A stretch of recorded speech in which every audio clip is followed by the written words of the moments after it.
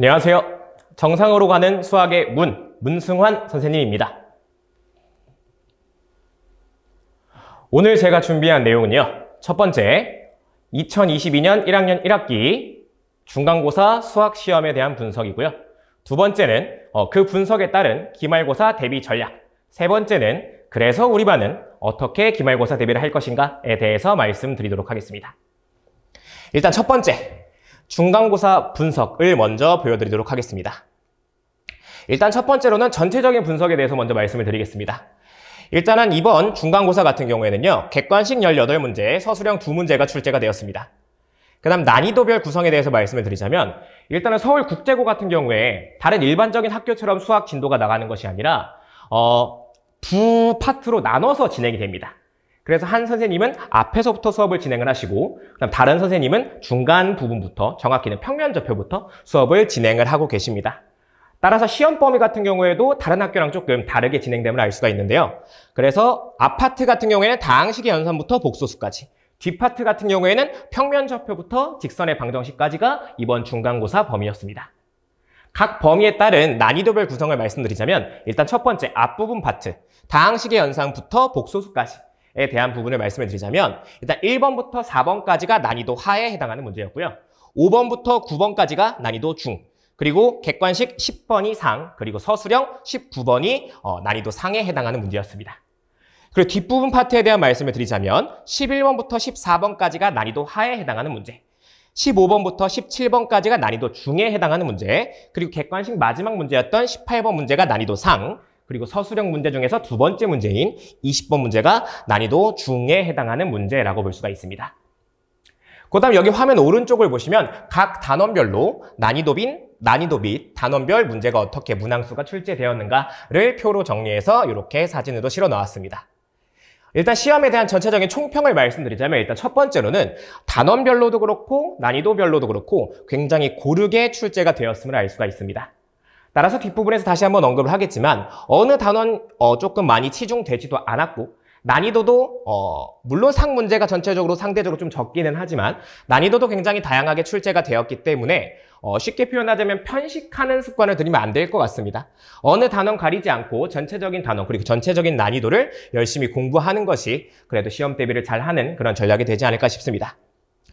그리고 두 번째 내용을 말씀드리자면 아마 다음 파트에서 되게 자세하게 말씀을 드릴 건데 학교 프린트 변형 문제가 굉장히 많이 출제가 되었음을 알 수가 있습니다. 난이도 하 같은 경우에는 사실 어디에서도 볼 수 있는 문제들이기 때문에 제외하고 말씀을 드리자면 중난이도와 상난이도 문제 중에 거의 모든 문제들이 학교 프린트가 변형돼서 출제되었음을 확인할 수가 있습니다. 제가 파악한 바로는 한 문제를 제외하고는 전부 다 학교 프린트 변형 문제에 해당을 하고요. 그리고 그 한 문제조차 모의고사 기출문제로서 굉장히 유명했던 그러한 문제가 출제가 되었기 때문에 뒤에서 한 번 더 언급하겠지만 학교 프린트에 대한 학습이 굉장히 중요했음을 알 수 있는 시험입니다. 그리고 마지막 세 번째로는 서술형의 문제의 수는 굉장히 적었지만 배점이 굉장히 크다라는 걸 확인할 수가 있습니다. 서술형은 20문제 중에서 겨우 2문제가 출제가 되었는데 각 문항별로 10점씩을 차지하고 있습니다. 따라서 사실 20문제 중에서 2문제면 10분의 1 정도밖에 안 되지만 그 점수는 20점이나 되기 때문에 서술형 문제를 얼마나 빠르고 정확하게 해결하는가, 서술형 문제들을 얼마나 시간 관리를 잘 하는가가 이번 시험에 점수를 가르는 요소 중에 하나가 되었지 않았을까 생각을 합니다. 일단 전체적인 분석은 이걸로 마무리 짓도록 하겠고요. 이제 각 문항별로 어떻게 분석을 조금 보여드리도록 하겠습니다. 여러분들이 바라보시기 기준 왼쪽은 실제 내신 문제고요. 오른쪽은 그거에 대한 내용이다라고 보시면 될 것 같습니다. 참고로 아까도 말씀드렸지만 하난이도 문제 같은 경우에는 사실 그 어디에서나 볼 수 있는 문제들이기 때문에 별다른 분석을 하진 않을 예정이고요. 중 문제에 해당하는 문제부터 살펴보도록 하겠습니다. 5번 문제입니다. 삼각형의 세변의 길이가 주어져 있고 만족하는 관계식이 나왔을 때 이 삼각형이 어떤 삼각형인가에 대해서 살펴보는 문제입니다. 이 문제 같은 경우에는 인수분해에 해당하는 그러한 문제이고요. 문자가 A, B, C 여러 개가 나오기 때문에 여러 문자가 주어져 있을 경우에는 차수가 낮은 문자에 대해서 내림차순으로 정리를 해야 된다라는 그 내용을 정확하게 인지하고 있었으면 아마 쉽게 풀 수 있는 문제라고 생각을 합니다. 또한 학교 프린트에 식만 바꿔서 그대로 실려 있는 것을 확인할 수가 있습니다.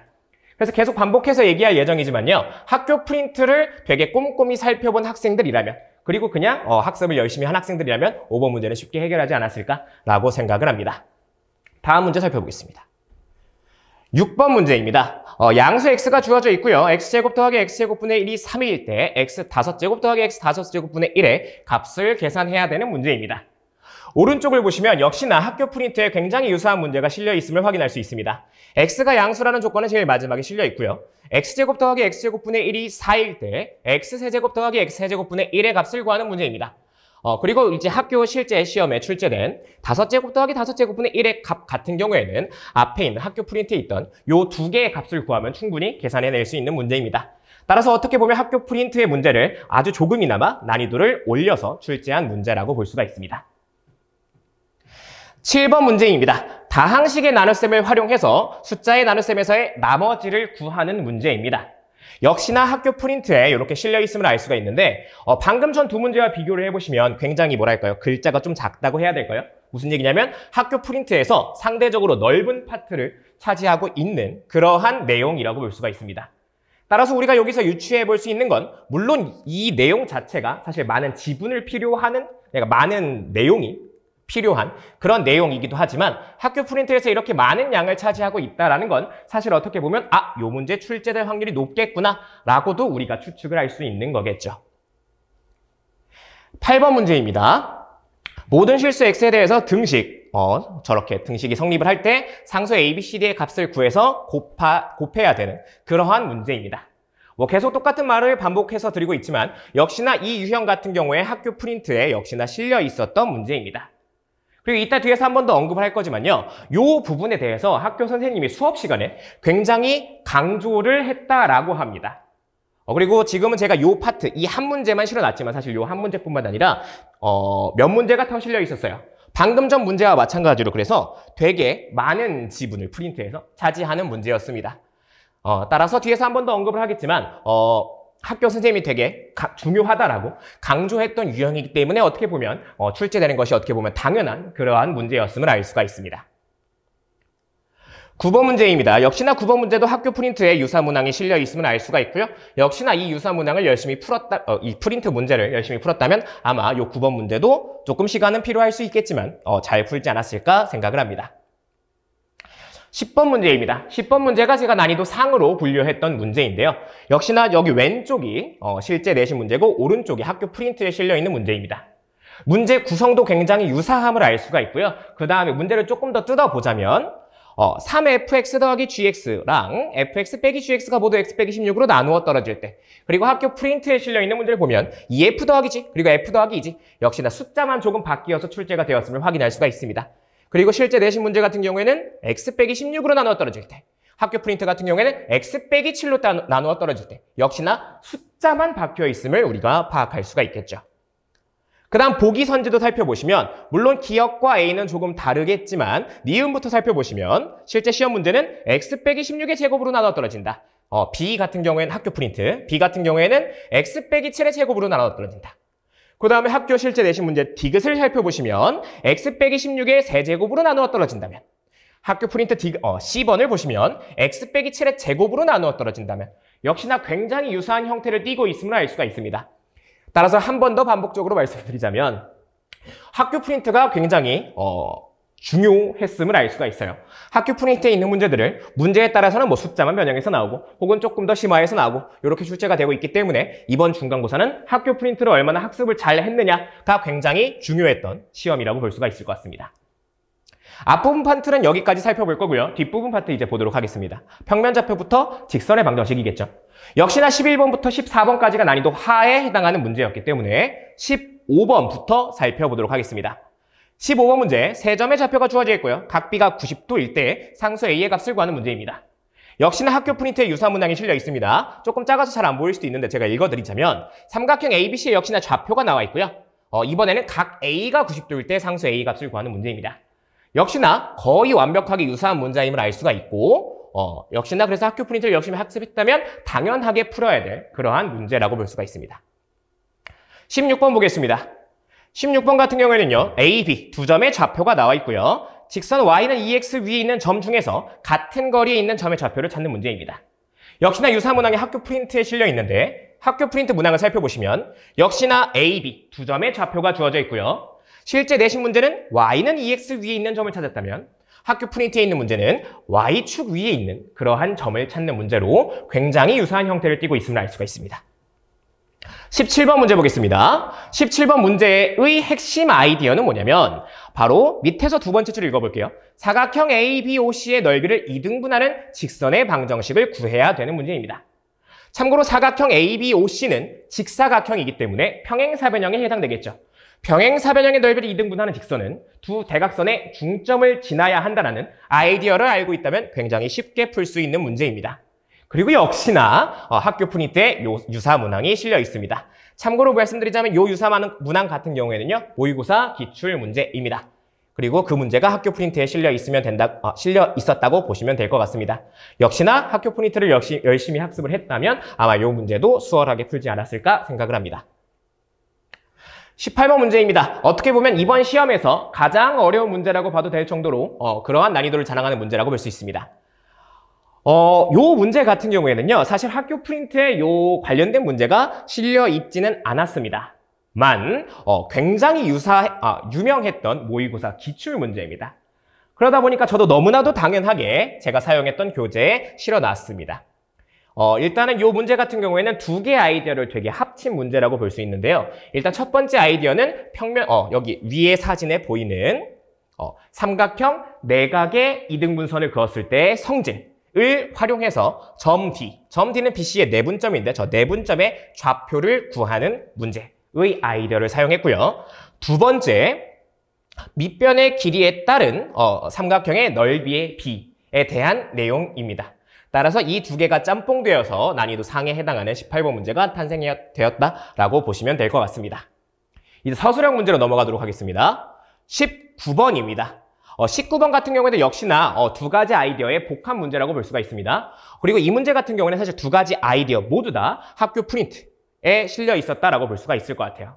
일단은 저 실제 내신 문제에서 가 박스에 해당하는 fx제곱 그리고 x대제곱 fx는 같은 차수의 다항식이다 라는 요 아이디어가 여기 학교 프린트 위에 파트에 해당하는 역시나 박스 가에 해당하는 내용을 차수를 조금 더 높인 것을 확인할 수가 있습니다. 그 다음 두 번째, 나에 있는 식을 보시면 학교 프린트에 물론 실려있긴 합니다만 굉장히 형태가 다르기 때문에 제 교재에 실려져 있는 내용을 조금 가져와 보았습니다. 역시나 나머지 정리 단원에 있었던 그러한 내용임을 알 수가 있습니다. 따라서 요 두 개를 복합해서 냈기 때문에 학생들 실제 체감 난이도는 굉장히 올라갔음을 알 수가 있고요. 다만 복합이긴 하지만 사실 각각의 내용들에 대해서 정확하게 숙지를 하고 있었다면 아마 요 19번 문제도 비록 제가 난이도는 상으로 분류를 하긴 했지만 그래도 학생들이 쉽게 풀 수 있지 않았을까라고 생각을 합니다. 마지막 서술형 20번 문제입니다. 점 A의 좌표가 주어져 있고요. 그 다음에 점 B가 좌표가 주어져 있진 않지만 문제를 구성을 하고 있고 중점의 좌표가 나와 있는 상황입니다. 그래서 꼬리 문제 1, 2, 3번에서 다양하게 시키고 있는데 역시나 프린트에 각 1번, 2번, 3번 별로 역시나 해당되는 유사 문항이 있었음을 확인을 할 수가 있습니다. 여기까지가 일단 각 문항별 학교 프린트 혹은 제 교재에 어떻게 실려 있었나를 안내하는 부분이었고요. 이 분석에 따른 그래서 기말고사 대비 전략이 어떻게 될 것인가에 대해서 말씀을 드리도록 하겠습니다. 저는 크게 4가지로 정리를 했습니다. 첫 번째는 개념을 탄탄하게 학습하자입니다. 서울국제고 시험 문제를 보면 알겠지만 굉장히 복잡한 상황을 주기보다는 개념에 대해서 정확하게 알고 있는가, 정확하게 알고 있다면 말 그대로 빠르고 정확하게 풀어낼 수 있는 그러한 문항들을 중심으로 출제가 되었음을 알 수가 있습니다. 따라서 학생들이 그냥 단순하게 문제만 푸는 것이 아니라 개념을 되게 탄탄하게 다지는 것이 고득점을 위한 첫 번째 방법이라고 볼 수가 있겠습니다. 그 다음 두 번째는 필수 유형 문제들을 빠르고 정확하게 풀 수 있도록 실력을 키우는 것이 필요합니다. 아까 초반부에 말씀드렸듯이 앞부분의 난이도 하에 해당하는 문제들을 배치를 해 놓았고 그 다음 뒤로 갈수록 난이도가 점점 올라가고 있음을 확인할 수가 있습니다.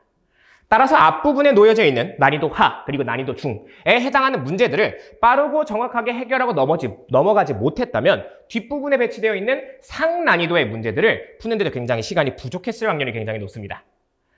따라서 앞부분에 배치되어 있는 난이도 하 그리고 난이도 중에 해당하는 그러한 필수 유형 문제들을 빠르고 정확하게 풀 수 있도록 학습하는 것이 필요하고 역시나 그것을 해내는 유일한 방법은 역시나 반복 학습이 굉장히 중요하겠죠. 필수 유형 문제들을 되게 여러 번 반복해서 풀어내고 완벽하게 자기 것으로 만들어냄을 통해서 빠르고 정확하게 신속하게 풀고 넘어갈 수 있는 그러한 실력을 갖추는 것이 굉장히 필요할 것으로 보입니다. 그 다음 세 번째 전략은 학교 프린트를 꼼꼼하게 보는 것입니다. 여기서 말하는 꼼꼼하게는 단순하게 문제를 학교 프린트에 있는 문제를 풀 수 있다 선에서 끝나는 것이 아니라 이 문제가 어떻게 변형돼서 출제될 수가 있을까?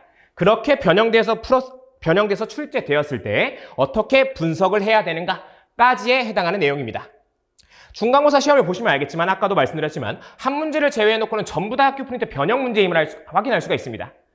따라서 학교 프린트에 대해서 학습을 하지 않는다? 요거는 거의 시험을 포기한다라고 볼 수가 있겠죠. 따라서 학교 프린트를 굉장히 꼼꼼하게 살펴보는 것이 필요합니다. 그리고 마지막 네 번째로는 다양하고 폭넓게 공부하는 것입니다.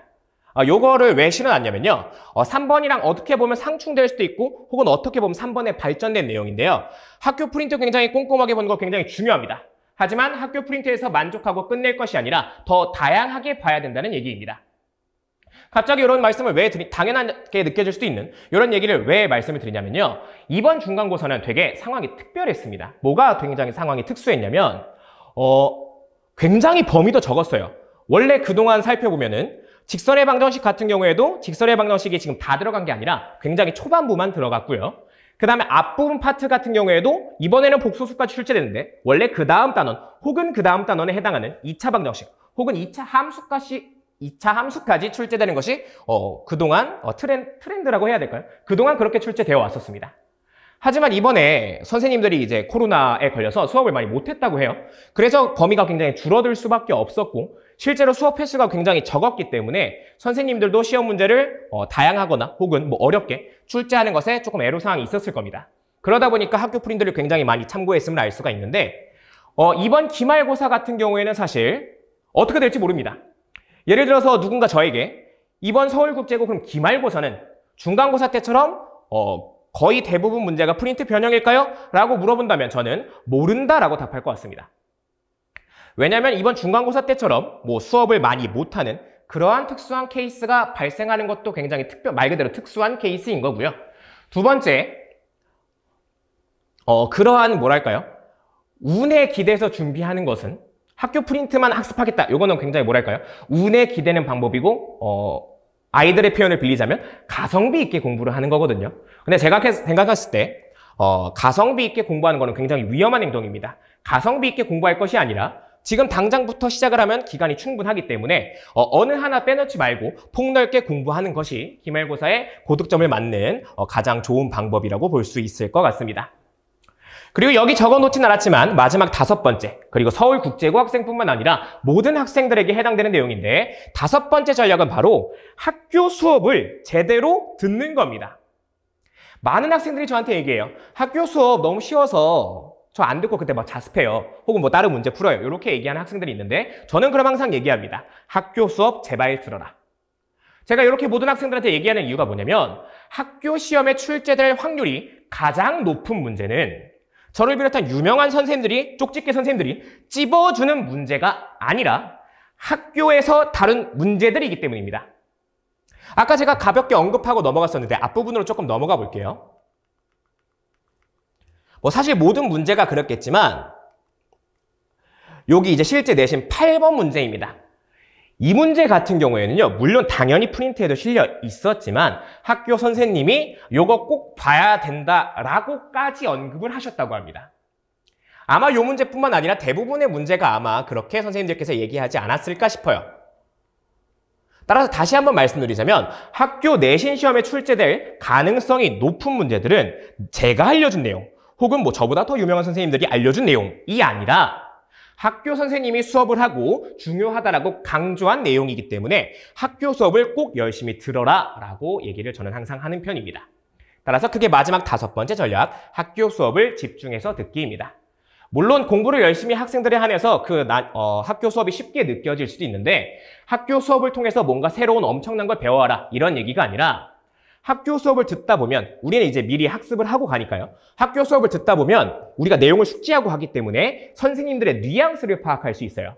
여기서 뉘앙스를 하면 어디를 강조하고 있는가를 아무것도 모르는 상태보다 훨씬 더 잘 파악할 수 있다는 겁니다. 따라서 우리는 열심히 학습을 하고 학교에 이제 갈 거기 때문에 학교 선생님 수업을 들으면서 어느 부분을 강조하고 있는가 이런 것들을 잘 체크해서 시험 대비를 한다면 기말고사 시험을 훨씬 더 잘 볼 수 있지 않을까라고 생각을 합니다. 마지막으로 이제 저의 수업들은 이제 어떻게 그래서 진행이 될 것인가에 대해서 가볍게 설명을 하고 마무리 짓도록 하겠습니다. 일단 저희 반 같은 경우에 서울국제고반 같은 경우에는 4월 29일 금요일에 개강을 할 예정입니다. 그 다음에 수업 일시 같은 경우에는 금요일과 일요일 저녁 6시부터 10시까지 수업이 진행이 되고 있고요. 교재 같은 경우에는 자체 교재를 사용할 예정입니다. 일단 자체 교재 같은 경우에는 첫 번째 시중 문제집 10건 이상을 참고해서 굉장히 주요한 출제 가능성이 높은 그러한 문항들만 선별을 하고요. 두 번째와 세 번째, 내신 기출 3개년, 서울권 내신 기출 3개년과 그 다음에 학생들이 실제로 학교에서 보고 있는 모의고사 3개년 문제들 중에서 굉장히 중요한 문제들만 뽑아 교재를 구성을 하고 있습니다. 그래서 그 교재들을 바탕으로 수업을 진행하고 있습니다. 세 번째, 과제 같은 경우에는요, 자체 교재에 실려있는 문제들을 복습하고 수업 시간에 다루지 않은 문제들은 풀어오는 것이 숙제고요. 거기다 플러스 시중 문제집 같은 경우에 개인별로 상담을 통해서 정해서 시중 문제집 과제를 내주고 있는 중입니다. 여기 지금 등장한 사진 같은 경우에 어떤 사진이냐면 제가 과제를 실제로 관리하는 그러한 엑셀 파일의 일부를 캡처해서 가져온 겁니다. 왼쪽에 지워진 파란색 부분이라고 해야 될까요? 왼쪽에 지워진 부분은 학생들 이름이 적혀있는 부분이고요. 그 다음에 어떤 문제집, 어떤 종류의 숙제가 있고 거기에 어떤 파트가 숙제인가를 적어놓고 과제를 얼마나 달성을 했는가에 대한 그런 관리하는 엑셀 파일이라고 보시면 될 것 같아요. 그래서 숙제를 완료한 경우에는 제가 동그라미를 치고 있고 숙제가 조금 부족하게 해온 경우에는 어느 부분이 얼마나 남았나. 예를 들어서 다 못했으면 X표를 치고 있고 어느 부분을 특정하게 못했으면 여기도 제가 스텝 3 X 이렇게 써놨거든요. 못해놓은 파트가 어디인가 에 대해서 정확하게 표시를 하고 있고 그 다음에 질문할 문제들이 조금 남아있으면 이렇게 질문으로 표시하면서 학생들의 숙제를 어떻게 얼마나 해왔는가에 대해서 철저하게 조금 관리를 하고 있는 중이고요. 숙제를 못해왔을 경우에는 제가 어떻게 해서든 조금 끝내고 귀가를 시키는 편입니다. 물론 이제 부득이한 상황들이 있잖아요. 그럴 경우에는 어쩔 수 없이 학생들과의 약속, 언제까지 숙제를 해올 것이다 약속을 통해서 귀가를 시키는 편이고 특별한 사유가 없을 경우에는 학원에 남아서 다 완료를 하고 귀가를 시키는 편입니다. 그 다음 테스트를 관리하는 모습도 보여드리겠습니다. 이 사진 같은 경우에도 역시나 제가 테스트를 관리하는 그러한 엑셀 파일의 일부분을 가져온 건데요. 이 사진 기준으로 먼저 말씀을 드리자면 17번까지가 객관식 문제였고 18번부터 21번까지가 서술형 문제였습니다. 그래서 1번부터 17번 같은 경우에는요. 이렇게 틀린 문제에만 X를 쳐놓고요. 그럼 자동으로 여기 밑에 보시면 오답률이 계산되게 이렇게 엑셀 파일을 구성해 놓은 상태고요. 오른쪽 서술형 같은 경우에는 서술형은 부분 점수라는 게 있잖아요. 그래서 부분 점수 기준에 맞춰서 채점한 결과들을 입력하는 표입니다. 그래서 이렇게 오답률을 관리를 하고 있고요. 이 오답률이 50% 넘어가는 문항들에 대해서는 시험에 가까워졌을 때 오답률 50% 이상만 모아서 시험을 또 진행을 하고 있는 중입니다. 마지막으로 클리닉인데요. 우리 반 같은 경우에 일단 기본적으로는 일요일 아침 9시부터 밤 10시까지 클리닉이 운영이 되고 있습니다. 그리고 모든 클리닉 시간에 서울대학교 재학 중이신 그러한 조교님들이 자리를 하고 계시기 때문에 언제든지 학생들이 와서 질문을 할 수 있고 모르는 문제들에 대한 설명 혹은 뭐 개념 헷갈리는 것들 그런 것들을 설명을 드릴 수가 있습니다. 그 다음에 요거 같은 경우에는 제가 클리닉 시간을 관리하는 표인데요. 제가 학생들 클리닉이 일요일이니까 그 일요일 전 수업일에 귀가하기 전에 클리닉 몇 시에 올 건지 이렇게 조사하는 표입니다. 그래서 이렇게 표로 작성을 해놓고 학생들이 말했던 시간보다 30분 이상 지각을 하게 되면 학부모는 어머니들께 제가 아니고 조교님들이 문자를 드려서 시간 관리를 하고 있는 중입니다. 그 다음에 이제 시험 날짜 한 2주에서 3주 전 정도가 되었을 때 이제 학교 프리도 진행을 하고 있는 중입니다. 네, 제가 준비한 내용은 여기까지고요. 네, 이렇게 시청해 주셔서 감사합니다.